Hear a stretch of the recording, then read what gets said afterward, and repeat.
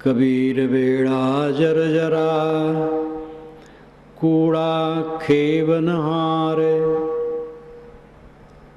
हरुये तरी गए बूढ़े जिन सिर भारे। साहब कहते हैं तुम्हारा बेड़ा जर्जरा। बेड़ा कहते हैं कई लकड़ियों को एक में बांध करके छोटे छोटे नाले और नदी पार करने का साधन। आजकल तो बेड़ा ऐसा बनता है जिस पर लोग जहाज रख करके चलते हैं, बहुत सामरिक साधन। साज अर्थ है नाव। तुम्हारा नाव जर्जर है, इंद्रियां वश में नहीं है, मन वश में नहीं है। ये इस नाव की जर्जरता है। नाव में छेद है। कूड़ा खेवनहार, खेने वाला कूड़ा है। कूड़ा नाम मूर्ख। खेने वाला कौन है? मन। मन में विवेक होता है, नौका को एक खेता है। और विवेक जब नहीं होता है तब डुबाता है। मन ही बंधन का कारण है, मन ही मोक्ष का कारण है। जब ये बहिर्मुख होता है तब डुबाता है, अंतर्मुख होता है तो पार करता है। सारे दुखों, सारे भयों, सारे संतापों का अंत अंतर्मुखता में। आत्मलीनता के अलावा दुख से छूटने का कोई रास्ता नहीं। बाहर के जितने रास्ते हैं वो सब आंशिक दुख को दूर करते हैं। बाहर के साधन शरीर की रक्षा के लिए हैं। रोग लग जाने पर औषध की जाती है। औषध लग गई तो रोग दूर होता है। भूख लगने पर आहार लेने से भूख मिटती है। प्यास लगने पर पानी पीने से प्यास मिटती है। कोई आवश्यक काम है और अगर पैसे का जुगाड़ हो गया तो वो काम हो जाता है। तो ये सब क्षणिक दुखों को दूर करने के साधन है। लेकिन सारी संपन्नता के बाद, सारी प्रतिष्ठा के बाद मन का संताप कभी दूर नहीं हो सकता है अंतर्मुख हुए बिना।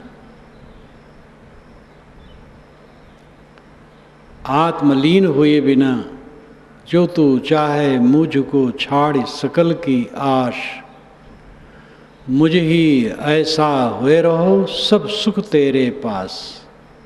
गुरु कहते हैं अगर तू मुझे चाहता है तो जैसे मैं निष्काम हूँ वैसे निष्काम हो जा। सब सुख तुम्हारे पास है और कोई चारा नहीं। दुखों की अत्यंत निवृत्ति का एक ही रास्ता है, बाहर से सिमट करके अपने में डूब जाना। यह काम चाहे आज करें, चाहे 10 वर्ष बाद करें, चाहे 10 जन्म के बाद करें, यही काम करके तब कल्याण है। विवेकवान को ये सोचना चाहिए कौन सा काम है जिसके कारण ये काम न किया जाए। व्यवहार का काम करते हुए काम किया जा सकता है। व्यवहार का सारा काम छोड़ दो तो क्या आप अध्यात्म में रत हो जाओगे? तन से काम मन से राम, कहें कबीर सरे दो काम। शरीर से काम धंधा करो, मन को राम में रखो, अंतर्मुख करो। कूड़ा खेवनहार, खेने वाला कूड़ा है, मूर्ख है, लोलुप है, बाहर की चीज़ों में लोलुप है। हरुए हरुए तर गए बूढ़े जिन सिर पहाड़। जो हल्के हल्के थे वो तर गए, जिनके सिर पर बोझा नहीं था वो तर गए, और जो सिर पर बोझा लिए वो डूब गए। वो बोझा है अहंकार ममकार का। अहंकार की गठरी लाद करके कोई भवसागर से तर नहीं सकता। भवसागर बाहर नहीं है, भवसागर भीतर है। जो वासनाओं का वेग है यही भवसागर है। इसको तर गया जो संसार सागर से तर गया। वेद के मंत्र की याद होती है, अस्मन्मति रीते समरबद्धम उत्तिष्ठत प्रतरता सखाया। अत्रा जहां असन्न सेवा सीमान वै मुत्तरे माँ विभाजान। अस्मन्वती, अस्मन कहते हैं पत्थर को। अस्मन्वती का अर्थ है पत्थरों से भरी नदी। रीते बड़े जोर से बह रही है। अस्मन्वती रीते समरमद्धम, समरमद्धम उत्साहित हो जाओ, उत्तिष्ठत खड़े हो जाओ, प्रतरता सखाया, ऐ सखा ऐ मित्र, प्रतरता अच्छी तरह से तर जाओ। तरने में प्रविशेषण लगाते हैं ऋषि। अच्छी तरह से तर जाओ, लेकिन एक शर्त है, अत्रा जहां में असन्न सेवा। अत्रा यही, जहां त्याग दो, ये असन्न सेवा। जो असत है और अशिव है वो यहीं छोड़ दो। जो नित्य नर है वो असत है। जो आज है कल नहीं है वो असत है। और अशिव जो दुखदायी हो। असत का भी व्यवहार करना पड़ता है। खाना पानी असत है, खाए खत्म हो गया, धड़ा थोड़ा रहता है, क्षणिक है, लेकिन उपयोग करना पड़ता है। अशिव का उपयोग न करें, अकल्याणकारी काम न करें। अत्रा जहां में असन्न सेवा। जो असत और अशिव है वो यहीं छोड़ दे। शिवान वै मुत्तरे माँ विभाजान। शिवानम वयम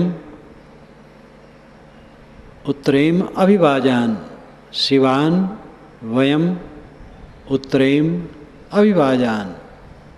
शिवान कल्याण के लिए, कल्याणकारी वस्तु के लिए, वयम हम, उत्तरेम पार हो इस भवसागर से, अभिभाजान। अभिभाजन का अर्थ ही भी होता है उत्तम अन्न के लिए। वाज कहते अन्न को, लेकिन यहाँ केवल कोरा अन्न अर्थ नहीं, मंगलकारी पदार्थ के लिए। हम इस नदी को तर चलें कल्याणकारी वस्तु के लिए। केवल वासना का सागर है तरने के लिए, और कहीं नहीं। बाहरी नावबेड़ी की जरूरत नहीं है, अंदर ही अंदर सब है। वासनाओं का वेग शांत हो जाए, ईंधन रहित अग्नि के समान। जब ईंधन में आग लगाई जाती है और ईंधन जल जाता है, उसके पश्चात अग्नि शांत हो जाती है। अगर ईंधन और पड़ा तो अग्नि धधकेगी। ईंधन रहित अग्नि के समान शांत हो जाए, ये भवसागर से पार होना है। सारा उद्वेग खत्म हो जाए। हरिये हरिये तर गए बूढ़े जिन सिर भार। जो हल्के हल्के होते हैं वे तरते हैं, और जो सिर पर बोझा रखते हैं, अहंकार ममकार रखते हैं, वो डूब जाते हैं। कबीर 5 पखेरुआ राखा पोख लगाए। एक जो आया पारधी ले गया सबे उड़ाए। अलंकारों में बात कहने में निपुण सदगुरु कबीर की काव्य शक्ति कितनी अद्भुत है। अन्योक्ति अलंकार में उन्होंने अपने बहुत वचन कहे हैं। कबीर 5 पखेरुआ राखा पोख लगाए। सारे शब्द सरल हैं, लेकिन अलंकार की योजना अद्भुत है। हम लोग कविता बनाते हैं, संस्कृत निष्ठ बना सकते हैं, लेकिन ये अलंकार का प्रयोग नहीं कर पाते हैं। कबीर साहब के शब्द कितने सरल सरल, लेकिन अलंकारों से भरे हुए। कबीर साहब गोस्वामी जी हिंदी में हैं, स्वामी शंकराचार्य संस्कृत में हैं। उनके संस्कृत श्लोकों में खूब अलंकारों का घटाटोप है, व्यवस्थित। तो ये प्रबल शक्ति वाले लोग हैं। दृष्टिकोणों में अंतर की बात अलग है, उसकी चर्चा मैं यहाँ नहीं करता, उनकी शक्ति की चर्चा करता हूँ। वैसे सबका दृष्टिकोण कल्याण के लिए, आत्म कल्याण और जन कल्याण, लेकिन उसमें कुछ फर्क है। कबीर साहब कहते 5 पक्षी को खिला पिला करके मजबूत बना रखा था। एक शिकारी आया, 5 को उड़ा ले गया। कबीर 5 पखेरुआ राखा पोख लगाए। एक जो आया पारधी ले गया सबे उड़ाए। 5 पखेरु प्राण अपान समान व्यान उदान, ये 5 प्राण हैं शरीर के, पिंड के। ब्रह्मांड के खोपड़ी के 5 प्राण अलग हैं, किरकिल धनंजय देवदंत नाग कूर्म। ये सब वायुमय हैं। भिन्न भिन्न क्रियाओं के नाते उनके नाम अलग अलग हैं। 5 प्राण पिंड के, 5 प्राण ब्रह्मांड के, यानी गले के नीचे 5 प्राण और गले के ऊपर 5 प्राण। लेकिन 5 प्राण जो पिंड के हैं वो मुख्य माने जाते हैं। प्राण अपान समान व्यानुदान, खूब खिला पिला करके शरीर को, इन प्राणों को मजबूत कर रखा था। एक पारधी आया, शिकारी आया, वह है मौत, ले गया सबे उड़ाए, एक साथ उड़ा ले गया। इस अंतिम दिन को देखना चाहिए। जो मौत को देखता वो पाप को नहीं देखता, जो मौत को देखता वो दुख को नहीं देखता। लेकिन अज्ञानपूर्वक जो मौत को देखता है वो तो दुख ही में रहता है। जो भयभीत है, मर न जाऊं मर न जाऊं, वो तो दुख को देखता है। जय मरने से जग डरे मेरे मन आनंद, कब मरी हूँ कब पाई हूँ पूरन परमानंद। पाकिस्तान की एक देवी जो कबीर साहब के भजनों को और साखियों को गाई है, इतना मस्त हो करके, वो मुस्लिम परिवार की है। अभी यहाँ ध्यान के पहले उसकी साखियाँ चल रही थी, मैं अपने कक्ष से सुन रहा था। ये साखी आई थी, जय मरने से जग डरे मेरे मन आनंद। वो खूब डूब करके गाई है, तन्मय।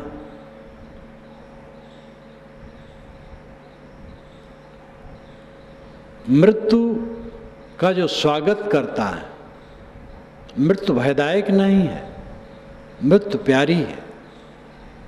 मृत्यु का दिन रिजल्ट का दिन है। जैसे रिजल्ट का दिन अच्छे विद्यार्थी के लिए उत्साह का दिन होता है, कायर विद्यार्थी के लिए भय का दिन होता है। जिसने इस संसार में सारा मोह छोड़ दिया, अब आत्मलीनता का काम करता, आत्मलीन है, मृत्यु उसके लिए प्यारी है। रिजल्ट का अंतिम दिन है। उस दिन से शरीर का प्रपंच भी खत्म हो जाएगा। जीवन मुक्त के लिए भी जब तक देह है तब तक प्रपंच है। अनुकूल प्रतिकूल का संयोग जीवन मुक्त के सामने भी आता है।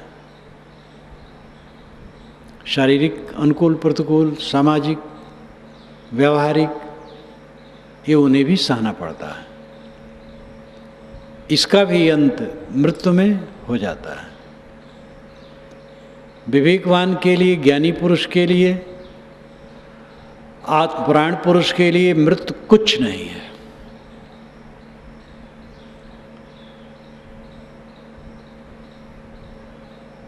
मृत्यु का भय जिसको नहीं है, उसके लिए मृत्यु प्यारी है। जो मृत्यु को देखता है वो शोक से मुक्त होता है। कबीर नाव तो झांझरी भरी बिराने भारे, केवट सो परिचय नहीं क्यों कर उतरे पारे। साहब कहते हैं नाव तुम्हारी झांझरी है, छेद है, और बिराने भार रखे हो, उसमें दूसरे का बोझा लाद लिए हो।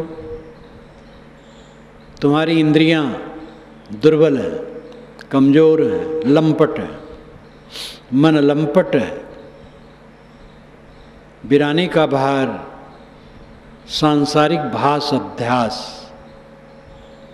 आत्मा के अलावा सब बिराना है।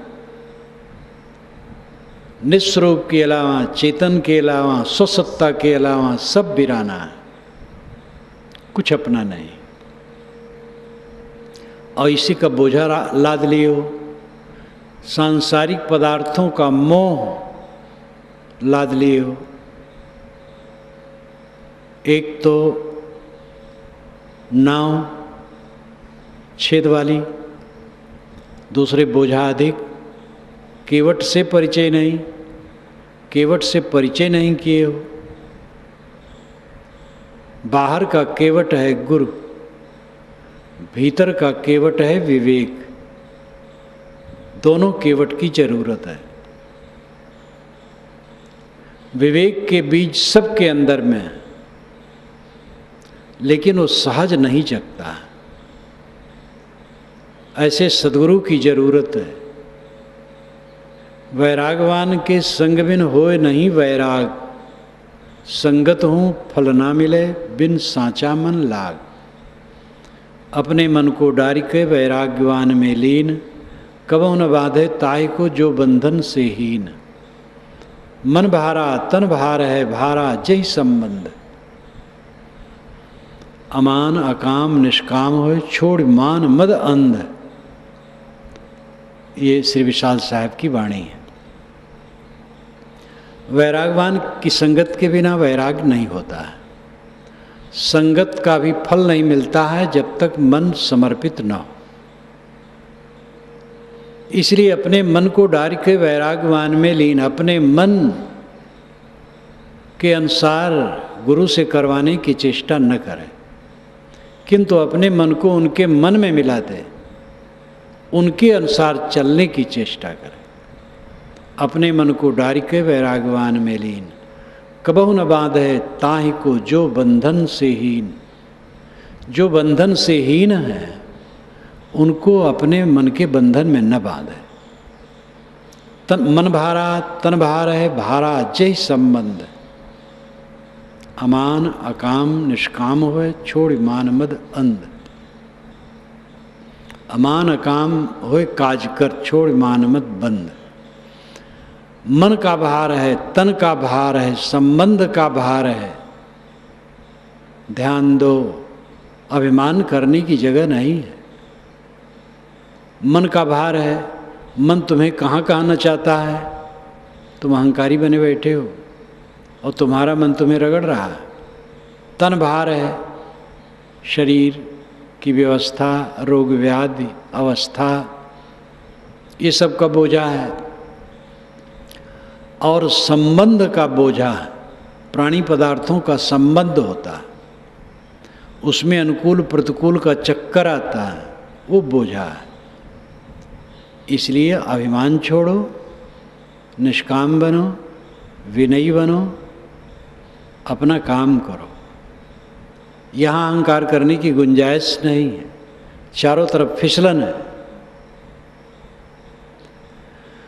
कबीर नाव तो झांझरी भरी बिराने भारे।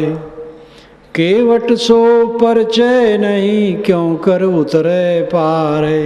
तुम्हारी नाव झांझरी है, छेद वाली है, और तुम दुनिया के मोह माया का बोझा उसमें लाद लिए हो। बाहर सच्चे सद्गुरु से परिचय नहीं, और अंदर विवेक से परिचय नहीं। सद्गुरु रास्ता बताएगा, आपके अंदर में बैठ करके आपका काम नहीं कर पाएगा। कोई परम गुरु के पास हो और अंदर विवेक न रखे तो क्या होगा। जीवन मुक्त पुरुष के पास कोई हो और स्वयं विवेक न जगावे तो पास रह करके क्या होगा। मेढक भी कमल के जड़ के आसपास घूमता है, लेकिन कमल के फूल और उसकी गंध को नहीं जानता है, बिल्कुल आसपास, जड़ के ही पास रहता है। तो गुरु जो बताते हैं उसको लेकर के अपने में विवेक जगाना होगा। बाहर का गुरु देहधारी सद्गुरु है, भीतर का गुरु विवेक है।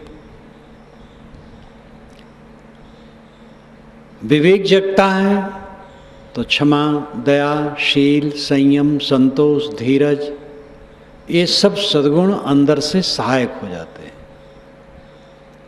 गुरु के प्रति निष्ठा होती है, गुरु के प्रति समर्पण होता है तो संत, सज्जन, भक्त सब सहायक हो जाते हैं। बाहर से शुद्ध संग की जरूरत है और भीतर से विवेक जगाने की जरूरत है। बाहर के गुरु से परिचय नहीं है और अंदर का विवेक जगा नहीं है, कैसे पार होगा। कबीर रसरी पाव में कहाँ सोवे सुख चैन। सांस नगारा कूच का बाजत है दिन रैन। साहब कहते तुम्हें बड़ा अहंकार है, लेकिन समझ लो तुम्हारे पाँव में रस्सी बंधी है, मौत तुम्हें रात दिन खींच रही है। सांस नगारा कूच का बाजत है दिन रैन, मूछ का तुम्हें बड़ा गर्व है और तुम्हारे मूछ के ऊपर कूच का नगारा सांस ये रात दिन बज रहा है। प्रयोग और युक्ति और अलंकार सब कुछ कितना अद्भुत है। ये कौन नहीं जानता है, लेकिन कह पाना ऐसा मुश्किल है। जब पढ़ लेते हैं तो लगता है ऐसा तो कहा जा सकता है, लेकिन कहा नहीं मिलता है।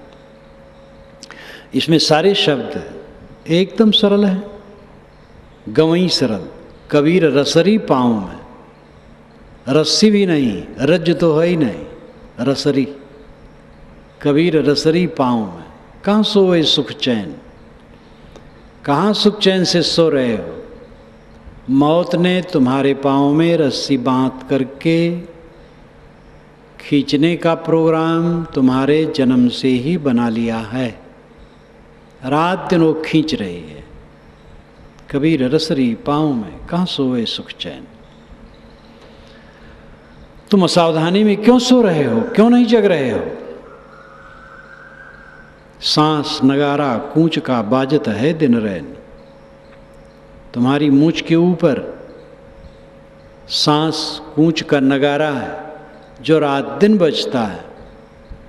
और नगाड़े बजते हैं तो कुछ समय के लिए, जब सेना को कूच करना होता है तब बजते हैं, और कूच कर दिया खत्म। और ये जन्म जब से हुआ है तब से नगाड़ा बज रहा है, अखंड रूप से बज रहा है, और जब तक कूच होगा तब तक बजता रहेगा। इसलिए जग जाने की जरूरत है, मोह भंग करो। कबीर जंत्र न बाजे, टूट गए सब तारे। जंत्र विचारा क्या करे, गया बजावन हारे। साहब कहते हैं अब यंत्र बज नहीं रहा है, सारे तार टूट गए। यंत्र बेचारा क्या करे, बजाने वाला चला गया। ये शरीर यंत्र है, बाजा है, इसको बजाने वाला जीव है। जब वो निकल जाता है तो बाजा बजता नहीं, बेकार हो जाता है। माता हैं, पिता हैं, गुरु हैं, महात्मा हैं, पूज्य हैं, और जहाँ जीव निकला तहाँ लोग कहते मिट्टी पड़ी है। अब मिट्टी की गति कर देना, क्रियाक्रम कर देना। इस प्रकार ये दिन आ जाता है। ये शरीर यंत्र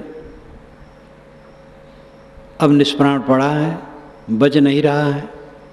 साहब कहते यंत्र बेचारा क्या करे, उसमें बल नहीं है बजने का, बजाने वाला चला गया। एक दिन बजाने वाला इसमें से निकल जाएगा। आत्मा ही बजाने वाला है। उसके निकल जाने पर शरीर निरर्थक हो जाता है। उस दिन की याद करनी चाहिए। करो रे मन वा दिन की तदबीर, जब जमराजा आनी पड़ेंगे नेक धरत नहीं धीर। मुंगरिन मार के प्राण निकासत नयनन भरी हैं नीर। भव सागर एक अगम पंत है नदी बहत गंभीर। नाव नबेड़ा लोग घनेरा केवट है बेपीर। घर त्रियार दंगी बैठी मात पिता सुतवीर। माल मुलुक को कौन चलावे संग न जात शरीर। लय के बोरे नरक कुंड में व्याकुल होत शरीर। कहें कबीर नर अजहूँ चेतो माप होत तकसीर। करो रे मनवा दिन की तदबीर, उस दिन की तदबीर करो जब यमराजा आ जाएंगे और थोड़ा भी धीरज नहीं रखेंगे। एक तो निहुर पाँव पर बिनवे विनती किए नहीं माने हो। एक तरफ घर वाले झुक झुक के विनय करते हैं, हे मौत छोड़ दो, अभी छोड़ दो, लेकिन वो विनती करने से मानती नहीं। इस वास्तविकता को देखना चाहिए। अपने मन को भौतिक धरातल से उठाना चाहिए। राग द्वेष कलह कल्पना मोह ममता का कूड़ा कबाड़ छोड़कर शुद्ध चैतन्य आत्मस्वरूप में स्थित होना चाहिए।